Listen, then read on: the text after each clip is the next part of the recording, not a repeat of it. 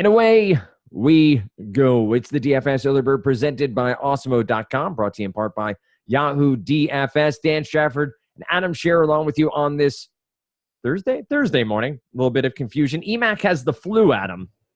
He has the flu. He's not Michael Jordan. He's not going to have his flu game here tonight and early Thursday morning as we record. But I'm here for him. I'm here for you. I'm here for our listeners. How the hell are you doing? I really appreciate that, because as much hype as Michael Jordan's flu game got, it was still worse than most of his regular performances, and I don't think I could sit through a subpar EMAC performance. So really glad that you're filling in here. 17-minute Yahoo DFS ad later because he's on NyQuil. Did I say? I love you, EMAC. You know that. I hope you know that. But, yeah, I love you too, EMAC. That would be amazing to watch, to be quite honest. EMAC just tripping on NyQuil and trying to do a DFS show. Anyway, that's a way to open the show. We have the tone in my voice responding to that stuff would have been great. What'd you say, EMAC? I decided to hang this news behind me. I apologize.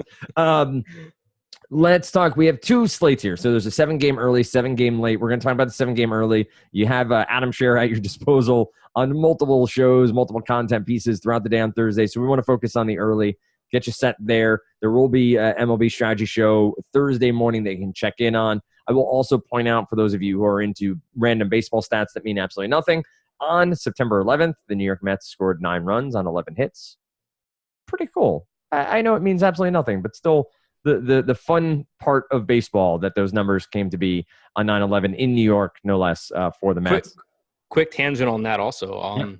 So I had a friend from back home be like, "Hey Adam, I need 2 baseball bets tonight." And I was like, "I don't know, man. I don't even know what the lines are. Like, I'm trying to make baseball lineups, leave me alone." But I was just like, "Oh, actually, I like the over in the Mets game. Like, it's 8.5. I actually like the Diamondbacks and I like the Mets." And he, said whatever he said, and I knew he didn't bet that. And so when the Mets scored like 6 runs in the first inning, I was just like, "Oh, you should have taken the over." He was like, "Oh, well, I took the Mets money line because it's 9/11." I was just like, "Oh, okay, well, solid bet. Good job. You're gonna win." Yep, that's what we call confirmation bias. Yeah, that is. And listen, I've said this before about DFS. I've said it about wagering. If you're in it for the fun, then you want to play some gut plays, you want to play narratives, go for it. Like, have fun, enjoy it, enjoy putting your money out there, like going to see a movie, right? Like you're putting $25 down to go see an IMAX something, put $25 on a narrative, fantastic. If you're trying to do this professionally like Adam or Lofty or Alex, maybe stay away from those plays. That's not really going to get you on a regular basis, but good for him that he was able to cash that ticket. As the Mets won, I believe, it was 9-0 when all was said and done against Diamondbacks. You do have to double check that because they could have blown it in the 9th. No, they did win, in fact, 9-0. But that bullpen. If the Cubs lose tonight, I don't know what the Cubs are doing currently. The Mets would be 2 games back of the wild card. Wow. So with the Brewers losing Yelich and with the way the Mets bullpen has imploded, you have to wonder what if they'd never had Edwin Diaz on the roster. But they are at least still crazy too, because Diaz is, should be so good. It's you watch his. We were talking about we're going to segue here to baseball and talking about the slate, but we were talking before we started recording about stats and how context matters sometimes, especially in a game like football where plays are called back because of penalty or whatever it might be. Baseball, and when you're looking at the way the game is played, sometimes the numbers can be a little deceiving, but you look at Diaz and his quote unquote stuff, he's still throwing 98, 99. There's still movement on it. He's throwing 1 or 2 hanging sliders that are killing him every time. Like, it's amazing. His 2 blown saves last week were electric pitches, and then he hung one. And it's just mind-boggling that that's what's doing him in. I don't know if it's a slider every time or if he's flattening out his fastball too, but it's been pretty crazy to see him be 95% electric and then just give up these awful hanging sliders or flat fastball to give up the home run. But and I think that goes back too to how most good teams don't overpay for relief pitching, right? Because you are basing if someone is good or not on 60 to 70 innings, and you can just hang stuff. And then the next year you don't, and suddenly you're amazing. except for the Yankees, who have paid for Chapman and Ottavino. And the Yankees are a little bit overhyped. Their ace, Luis Severino, lost to the Bowie Bay Sox tonight. No, there you go. That's rough. I know Aaron Hicks is out through the playoffs. So, Brett, I'm not on any sort of juice. Gardner is going to have to step up even further, maybe bang the roof in whatever dugout they're in. Anyway, we segue now into a 7-game early slate. Those aforementioned Yankees are playing a doubleheader on Thursday because being rained out Wednesday night. It's Yankees, Detroit, Milwaukee, Miami, Arizona, New York. That's the Mets, of course. KC and Chicago, St. Louis, Colorado. So that we have Coors Field on this early slate. Cubs and Padres and Pittsburgh, San Francisco. So sort of the full gamut of park factors where we have Colorado and Oracle Park. And then some good pitchers, some pitchers in good spots because of their park that we, to quote a movie from, I believe, the late 90s, we just can't quit Joe Musgrove. But let's... What movie was that? Well, I Just Can't Quit You is from Heath Ledger, and it was a meme forever. Brokeback Mountain. Mountain. That's what it was. I was going to say, I'll say 10 Things I Hate About You, or not 10 Things I Hate About You. 10 Things I Hate About You was like my go-to Heath Ledger movie around that time. Oh, period. Sure. My ex was a big Heath Ledger fan, so I know way too much of 10 Things I Hate About You. Yep. It was when I was in high school. Girl that I dated off and on throughout high school, loved it. Yeah. Yep. Pretty similar path. I'm not sure that I remember any movie from the early 2000s more than I remember 10 Things I Hate About You. When did that come out? Because I have 2003. That's 99. Get out of here. Really? Yeah. That's what it was when I was in high school. That's why I was confused. Well, I watched it when I was in high school. So. Oh, that's fair. All right. I assumed that it came out a couple years before I was in high school because I was in high school from like 04 to 08. So. Oh, Jesus Christ. Now I'm depressed. Anyway. We were watching classics and we didn't even know it. Oh, boy. Lucas Giolito's at the top here at 11-9. Good matchup against Kansas City. It is a Coors slate. Pricing on DK has been effed all year. We know that. So Lofty and I had a bitch fest on yesterday's podcast about how exorbitant the price points were on DK for that slate.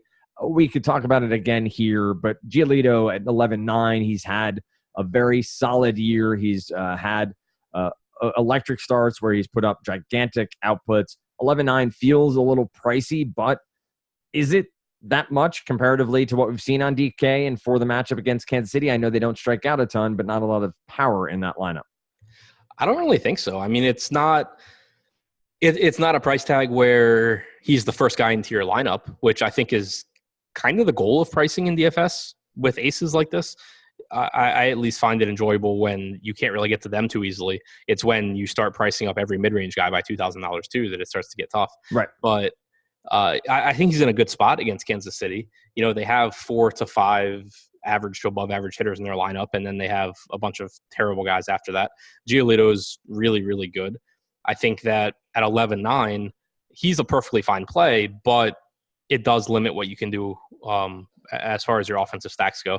So that's a little bit of an issue. But when you look at the other guys around him, you have Matt Boyd against the Yankees, which is obviously a huge issue for a pitcher that gives up a ton of home runs and gives up a lot of hard contact. You have Yu Darvish, who went 5 innings in his last start. There's no question about the strikeout stuff. There's no question he's fixed his walk issues. But the Cubs have said, we are looking to get him out of games as quickly as possible, essentially, and save him for the playoffs because of his arm issues. So that's a problem. And then you run into Alex Young, J.A. Happ. So there's a pretty big gap, I think, between Giolito against the Royals and anyone else. Okay. I dig that. And I think you make the great point, and I did complain a little bit that it feels as though the pricing should be on the same percentage point, like basically saying we're going to price up Giolito X amount, we should price up Jeff Samardzija at the same, but you're actually saying differently, that you feel there should be a little bit more of a sliding scale as they talk about how they're pricing people up, keep it pretty close to where a right price point would be mid-tier, and you'd rather see it expand as it gets higher, so it's harder to roster the best pitchers on the slate. Yeah, I think so. That makes sense. Yeah, that makes sense to me. Yeah, like I have no issue when the best pitcher on the slate, like if you just, not that it would be perfect, but if you wanted to make the best pitcher on the slate $12,000 every slate, go for it. It's when you start taking the issue that I had, because in general, I'm in favor of tighter pricing because I think it makes it more skill based. Yep. But when you start to just arbitrarily do things like make John Means $8,600 against the Dodgers and do that with every single pitcher, right? And it's something we talked about on the deeper dive yesterday with Alex. It goes the opposite of what you're trying to accomplish because it's just taking guys out of play. It's making it so you don't even have to make a decision on these people, and it's taking the skill out of it in that extent. So, in my opinion, if you were to, for the most part, do it like perfectly, you would always have a couple of really expensive pitchers, depending on who the pitchers are on the slate, and you'd have a mid-range that's kind of priced based on matchup and talent. You wouldn't just always jack up everyone's pricing or not price them up. Yep. And I think that's a great point of, we like to compare day over day with DFS, but in the end, it's a single day tournament, and we should forget the pricing from yesterday and forget about whatever's happened before and where the price point on Giolito was. If he jumps $2,000, does it really matter for how we're analyzing that slate? Probably not. When all is said and done. Which is why my Sonny Gray bet had the stipulation that it had to be an 8-game slate, because we knew that there was a chance he was going to hit like 11,000. He could pitch mediocre and be $11,000 if every other pitcher on the slate was Glenn Sparkman. We're all Glenn Sparkman. We have Boyd at 10.5, Darvish at 10.3, as you're talking about. And then we get into sub 10K. Alex Young, J.A. Happ gets Detroit. Caleb Smith, Stroman at 8,800. And then Denilson Lamet gets the Cubs at home in Petco at 8,500. We'll talk about the rest of the mid-tier guys after that. Anybody here stand out for you as somebody that you'll do? Obviously, you'll do further research as you write this up, but further research in that you'd, if you were not writing on Thursday, that you'd want to at least see if the numbers bear true and that they're stand out to you as a potential play here on this early slate? Yeah, I think this range is still pretty tough. It's comparable to how it was yesterday, I think. You have a little bit more talent, but you still have some pretty serious question marks. You have Boyd in a really tough spot, great strikeout stuff, but home run issues. There's a chance that the Yankees have a watered-down lineup. There's a better chance that the Yankees have a very good lineup and that it's watered down for the second game. You have Darvish against the Padres. If we get some sort of news where Joe Maddon's like, I don't care about Darvish's arm anymore, he's going to throw 100 pitches, then I really like Darvish. That's pretty unlikely. He threw 72 pitches his last start. I expect like 85 maybe. So that's an issue. J.A. Happ against the Tigers, really good matchup, but pitcher with about a 19% strikeout percentage. Caleb Smith's going against Miami. No Christian Yelich, which obviously it's lefty-lefty, but you're still getting the best hitter in the lineup out. I think Smith is still a bit underpriced. EMAC mentioned the other day that the Marlins had said they were going to start limiting Smith. Since then, he's thrown 103 pitches, 89 pitches, but in that game he gave up 6 earned runs and 100 pitches. So doesn't seem like they're doing that. So I still think Caleb Smith is priced down for no real reason given his strikeout upside. So to me, it kind of goes like Giolito, skip everyone, Caleb Smith. Got it. That makes sense. And I've never known the Marlins to mislead us. That's for sure. Stroman has had a pretty tough outing last time out. This is a Diamondbacks team that I said this on the podcast yesterday. I struggle to remember that they're a very good offensive team. Now, they are not nearly as good against righties as they are against lefties. This is a guy in Stroman who has to pound the strike zone, has to get the ground balls. He has not been great for the Mets since coming over, has given up 4 home runs in the past 3 games. No reason to go to him at all here at 8,800, right? I don't think so. He's just a better real-life pitcher than he is DFS pitcher. The Diamondbacks, even though they're a below-average offense against right-handed pitching, they also don't strike out a lot. And Stroman's a guy that doesn't get a lot of strikeouts, sub 20%, I believe, for the season. I don't have it in front of me, but I think he's like 19.6 or something like that.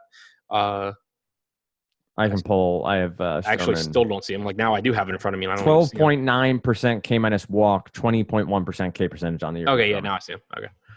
Yeah, so not a high strikeout guy. Gets a lot of ground balls, does a decent job of limiting runs, but that's not what you're looking for at close to a 9K price tag, and you're getting a team in Arizona that doesn't strike out a lot. I would rather go to like Dinelson Lamet right below him, who the concern is the same thing that we talked about with Paddock yesterday. He's going to throw 90 to 95 pitches. The only start he's made this year where he exceeded that was against Seattle, where he took a no-hitter into, I believe, the 7th inning and threw 104 pitches, struck out 12. Had a ridiculously good start. It's a dangerous matchup against the Cubs, but he does have really good strikeout stuff. He has struck out 30.1% of hitters this season, which is third behind Giolito and Boyd. Giolito's 11.9, Boyd's 10.5, Lamet is 8,500. And while he doesn't have the ability, or he's not going to be given the leash, I should say, to go 110 plus pitches like Giolito or Boyd may, in general, those pitches are less effective anyway, so you're not losing that much. And when you're talking about the strikeout percentage that he has relative to pitchers around him, I think he really stands out. Makes sense. I will point out Yahoo has a split slate on their docket for Thursday. We have seen Yahoo do a lot of all day. Looks like they have a 1:10 start and a 7:05 start. The 7:05 is their main slate. Their $15 with $10,000 in prizes is available. And I'll remind you, their NFL contest, the $1 Million Baller, as it was called, is back. It is no fee. It is $20 to enter. They have changed this around a little bit in that you can enter up to 150 times. And I'll read this directly to you. So $20 to enter, pick players from 14 football games. The top 9,530 share a $1 million prize pool with $100,000 to first.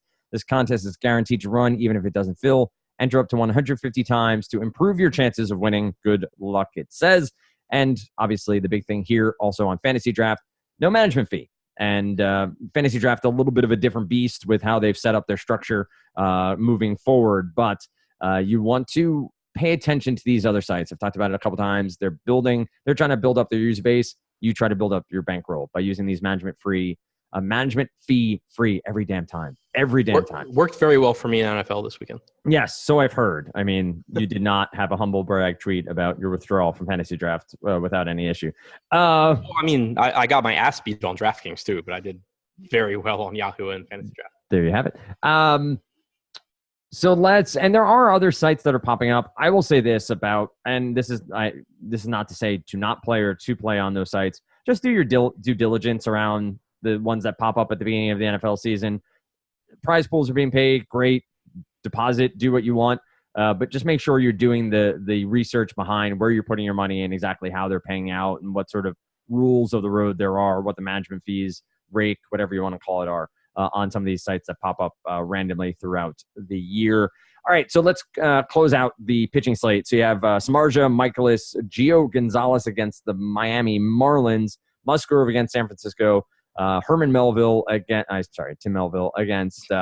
good Moby Dick reference is always worthwhile. I got the reference, man. It's one more reference that I've gotten with UMAC anytime I've ever done a show with him. And it was a literary reference, and I don't read, so that's really amazing. I was told about that book a couple times. We have a pop-up version, and I love my brother, my oldest brother. He got she was 4 or 5 at the time, who reads a lot, but got her a pop-up version, and that's a violent book.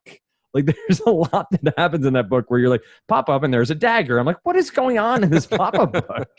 Like, did we think this through? I don't think you thought this through.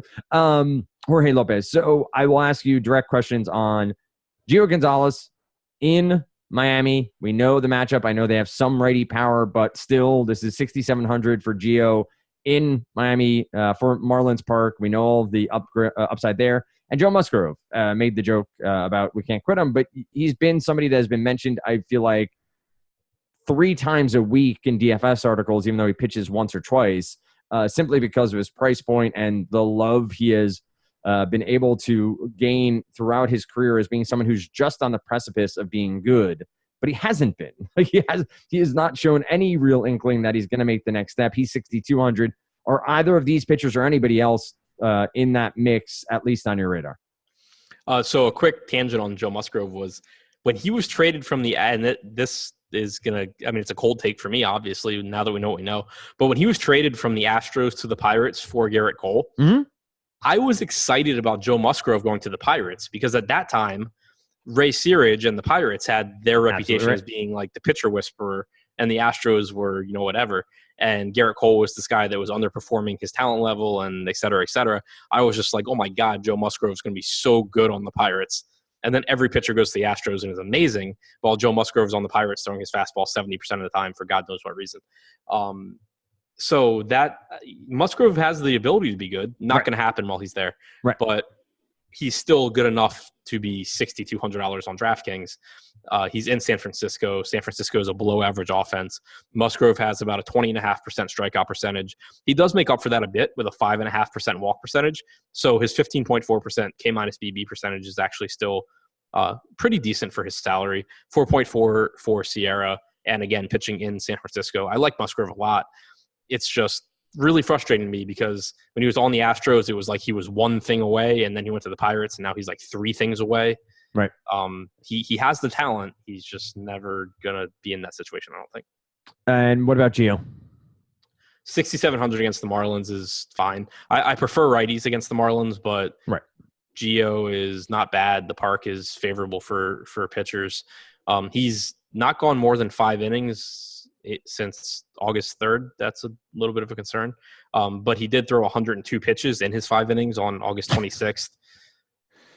Very efficient. You definitely have it's a National League game too. So this time of year, you have major concerns about anyone who's a non-ace. You have big time concerns about how deep they're going to go in the games because you always have this concern with National League pitchers, but there is like opportunity cost for managers until the start of September where they don't want to waste their pinch hitter in the 5th inning of a 1-0 game. But now they have 3 extra arms in the bullpen and 6 extra batters on the bench, so they do whatever the hell they want. And mediocre pitchers like Gonzalez just get pulled before their second at bat. To point out quickly here, Mets and Diamondbacks an 8 over under minus 135 for the Mets. Yankees Tigers 10 over under minus 270 in favor of the Yankees. So Boyd in a rough spot there, as you were talking about. Minus 130 for the Brewers, 8.5 over under. White Sox minus 175, 8.5. In Colorado, it's minus 165 for Michaelis in St. Louis, but a 13 over under. Minus 135 Chicago, 8 over under, and then you have the Pirates Giants. Doesn't have a line as of right now. I will point out to Adam's earlier point about the Yankees Tigers. I thought this was a split doubleheader. It looks like it's a quote unquote true doubleheader where it's a 1 o'clock and a 4 o'clock start. So even more so, check that lineup. I understand the lineups and the implications for both teams here for both starters because this isn't sort of that split 1 p.m., 7 p.m. start where you may see some guys get back-to-back play. This might be a lot of the younger guys in one or the other game or sprinkling in both. That could really affect the way these lineups are constructed. From an offense perspective, quickly here, I assume it's Colorado or not or bust, but feels like that's where you're going to focus a lot of your offensive talent, right? Yeah, I mean, always Coors Field. I'm seeing on some sites that Spencer Turnbull, this is back to the pitching, but seeing on some sites Spencer Turnbull is listed as the starter for the first game, seeing on others that he's not. I see Boyd on ESPN with Turnbull for game 2 against Sabathia. Okay. On a different site that I think has phoned it in and isn't very reliable, I'm seeing Turnbull for game 1. Once we're done recording, you need to tell me what site that is. You know exactly which site it is. Oh, boy. Amazing. Okay. Let's close it out with offense. Where else are you going besides Colorado? So the White Sox against Lopez is kind of interesting. Lopez isn't the worst pitcher, but something that I feel like goes overlooked kind of with the White Sox is that they do have a lot of power. They strike out a lot, but Lopez isn't a great strikeout pitcher. And, you got guys like Moncada and Jimenez that have power. I think that the Mets are kind of always an interesting stack when they're not very popular. Yep. I also just noticed that the pitching in the San Francisco game is completely wrong on the other side. Yeah, so I think outside of Colorado, probably like the Mets game. All right. Well, as I said, you have Adam at your disposal pretty much all day on baseball, pretty much through the end of the season. And the end of the season will bring with it NBA, not too far behind. You can also find Adam over on Twitter at ChipMyMoneyDFS. If you choose to follow me, bless your little heart, but it's at Dan Strafford, at Osmo_com, at Osmo MLB and Osmo NBA and Osmo NFL and all the different handles. Lots of giveaways happening over there. So not shilling here to say go follow them. You have free stuff waiting for you if you enter some of the contests, predicting scores, predicting outcomes, and then, of course, retweeting, following, and all those things. If you're still listening on YouTube, do the same. Follow and make sure to subscribe. Hit that alarm bell. It lets you know every time we go live, and we do that a lot at Osmo. I will say this. I don't know that there's any other DFS site that has as much live quality content as Osmo.com. There are plenty of that have lots of live content, but I don't think it's up to the true level that Alex and team have put together here at Osmo. So kudos to them. And of course, once you on board, 17,000 strong subscribers over there on YouTube. Want to keep moving that number up throughout the NFL season. Adam, any final thoughts on this slate or looking ahead to Thursday night slate? Anything that pops out to you? Anything you want to say about the world or a movie you watched recently? I do watch a lot of movies. Haven't even looked at the night slate yet, but on the early slate, I do think that really keep an eye on, and you mentioned it, I did too, but keep an eye on that Tigers and Yankees game, because that's the kind of thing that can really give you an edge. If like that lineup comes out at, there's already limited content for early slates, and most of it's in podcast form. So you've had this game broken down by us, by whatever else you listen to, with how we think the lineup's going to look or who we think is going to be pitching. If that stuff changes, that could be the biggest edge you have on the slate. Like right now, the Yankees have a 6.3 implied run total. Matt Boyd is a really scary option. If suddenly the Yankees are playing their AAA team against Matt Boyd, then he's the best pitcher on the slate. So just pay attention to stuff like that. Yep, makes total sense to me. I will say I was watching Deadpool 2, and I don't know if you've seen the first Deadpool movie, Adam. I actually, yes, I've seen the first Deadpool movie several times. I really like that movie. Have you seen the second one? I've seen it, but that's one of the ones where like it, in my mind, it blends in with the first. Sure. And I think I've seen it probably 3 times, but it's always been like I'm a few beers in and sure, you're doing sleep and watching it. Yeah. You're tweeting. You're exactly angry tweeting at DC or somebody. Right. Yeah, I'm yelling at DC. I'm making fun of someone else. Yeah, I'm making fun of Siege. Yeah. Yeah. All right, that makes sense. But I would highly recommend it. It's just one of those movies that I don't know that I've laughed out loud, but I've been consistently chuckling throughout it. Which do you think it was better or worse than the first? I think it's the same. I think it is a continuation of the first movie. It's very similar in comedic timing and the story they present. I think it's a little bit more over the top than the first one, like a little bit more action based and blow things up than the first one. And Josh Brolin's kind of awesome as Cable, so I enjoy that. Yeah. But I'm a huge Ryan Reynolds fan. Yeah, he's just in this role, especially. He's brilliant. Like it's really the mechanisms they use to do the asides to the camera, I just think are awesome and are well done. So I have to finish watching that. Yeah, I mean, back to our conversation from the beginning of the podcast, I'm a Ryan Reynolds, 1999 to 2003 chick flick fan, and then he's expanded into these other roles where I still really like Ryan Reynolds. Oh, that's amazing. Like, I feel like we lived similar lives in that time frame of the movies that came out when you were in high school were just regurgitated when I was in high school, and it was all the same. Well, because they were safe spaces. Like they were able to that makes sense. I'm an old man. Anyway, with that said, we appreciate you listening. As always, like and comment on this video with your favorite Ryan Reynolds movie. Let's do that. You can leave a comment about your favorite Ryan Reynolds movie, and EMAC will buy you a year-long. I'm kidding. I'm kidding.